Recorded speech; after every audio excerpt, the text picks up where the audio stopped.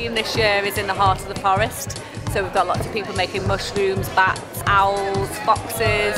Some of the things that people come out with from the theme is just amazing. This is a fox, and it's been great making him because we like construct it all from scratch with like willow, stick it all together, put all the paper on, and you finish with like a great finished product. Done it every year, and this is our most difficult one yet. I don't know, I'm not at all artistic, so I think it's quite nice to make something because I wouldn't normally. All the people here are part of one of the open lantern making workshops where families come to make lanterns themselves together to carry in the parade. We're taking part in the walk, the lantern walk, with hopefully some amnesty lanterns. So we're a light in the forest. It's nice to, be involved in this kind of thing, and I'm looking forward to being in the parade as long as my back turns out all right. All the workshops are fully booked before they started. They're very popular, so 500 spaces just went like that. First time, yeah. Quite liking it. Might come back for more next year. I'm really happy to be here and I'll take part in this. Brilliant. I mean, I've got a little, my daughter as well, it's one way to get her involved. Last year she was a bit scared about the parade, so I hope this year, because she's making a lantern, she would not be scared and she'd be proud of going on and walking with it. And it's a great way to involve the community as well, and everyone is loving it. And it's really therapeutic as well, so everyone's winning, I think. We've done maybe about 10, I don't know, every year since we've moved to Liverpool, nearly.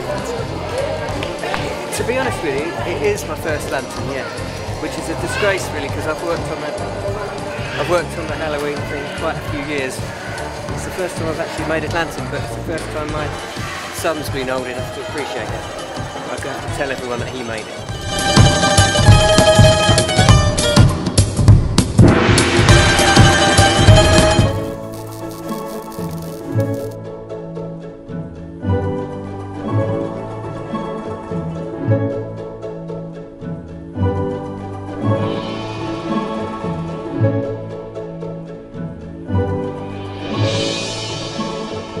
The whole point of the lantern company to me is that it's a build-up of everybody, isn't it?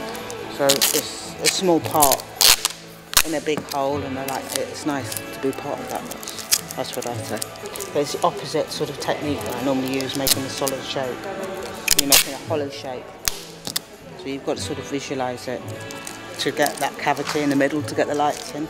And that's quite an unusual discipline for me. So just do it to keep my hand in, really.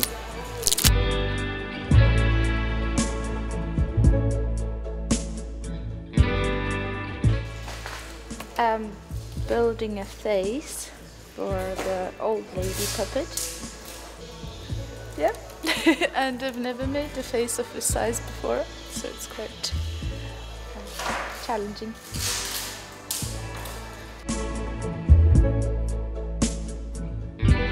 I had to make it so the wings would be in the closed position, and then they would reach out and the bird's sort of scaring away, all the predators, and protecting the girl. So I had to design this wing that could, the difficulty in wing designs is it's making the wing folded nicely in one position and then out nicely in another, because it's quite difficult to go between those two. So I made this mechanism and it pivots the feathers, so whenever it's out they fan out, and then when it's folded they all fan together like this and sit nicely against the body. That was the challenge. It's really lovely company to work for, really lovely people, and there's always tea. A waistcoat for a boy puppet that's a similar size to this lady we've got over there. So it's going to have sort of blue shirt underneath, and then a large illuminated waistcoat on top.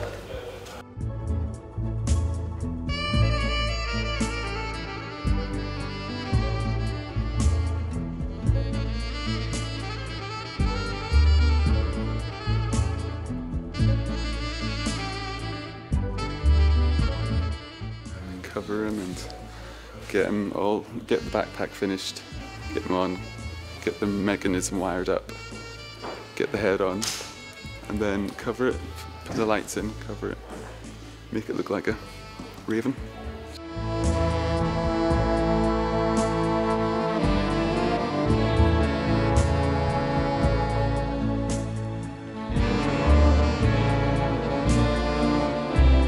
Making an owl, a 3-metre high owl, and at the minute I'm just trying to work out how to make his head turn smoothly.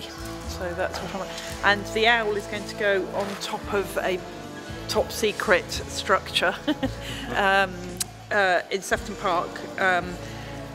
It's going to be like that. So at the minute I'm working on the owl here, and this structure is 9 metres tall, and that's 3 metres tall.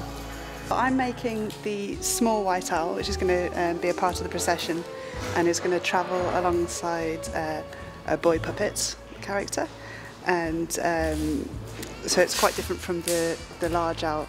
And this one's going to be on our backpack, so up about 3 metres in the air, with wings outstretched. So that's mainly what I'm working on, kind of trying to get the movement and the impression of flight in this owl. Yes, it's all built to burn. That's the best thing about it. The tidy up is very easy.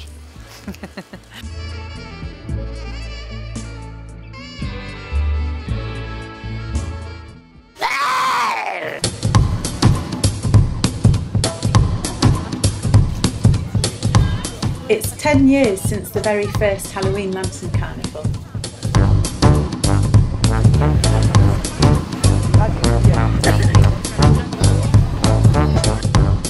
The vision was to start a nighttime festival that had high artistic standards but would be accessible to everybody as a communal celebration.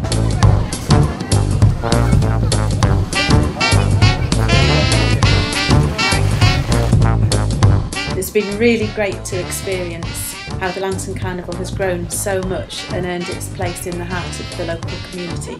It's become a highlight of the year for so many people, and I think there's something magic in the candlelight and optimism of the event that makes people feel proud. It's homegrown and it belongs to Liverpool.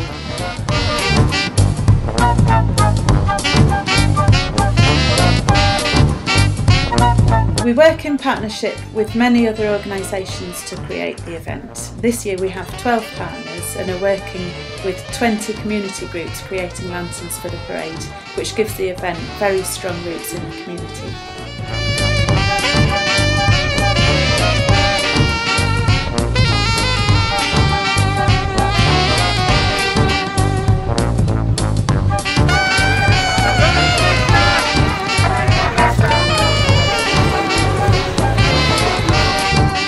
The parade is going to be amazing this year. It'll be full of extraordinary lanterns and puppets and performance and music alongside the lantern procession, which is always the backbone of the event, so that the professional and the community elements work together and complement each other.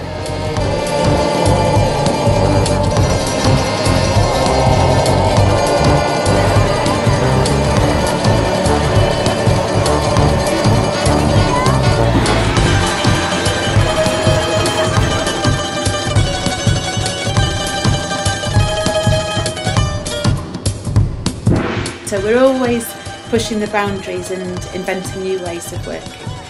And we try to top the standards we set each year, so hopefully making each Halloween a completely unique experience.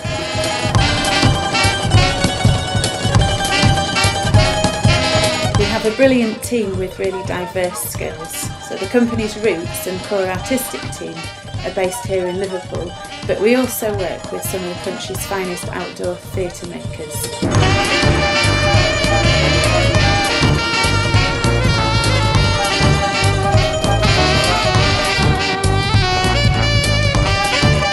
This year we're collaborating with And Now, who are a company specialising in large-scale sculptural bonfires and pyrotechnics, and share an ethos similar to our own.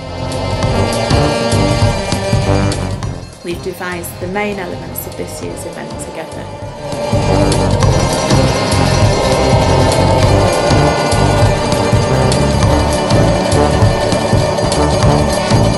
The procession is integral to the storytelling aspect of this year's event. The story follows a classic folk trail tradition in that it's a coming-of-age story. So there's a young girl and boy who set out on a long journey to the heart of the forest, where they meet an enormous and mysterious old woman. So it's a great adventure, but it's also full of difficulties and trials, and they must develop the qualities of bravery and wisdom and compassion in order to reach their destination.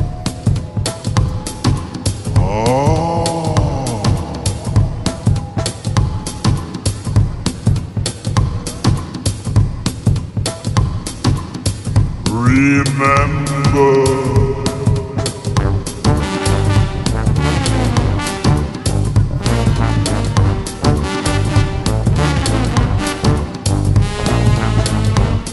It's a tale for all of us, but especially for young people setting out on the journey of growing up.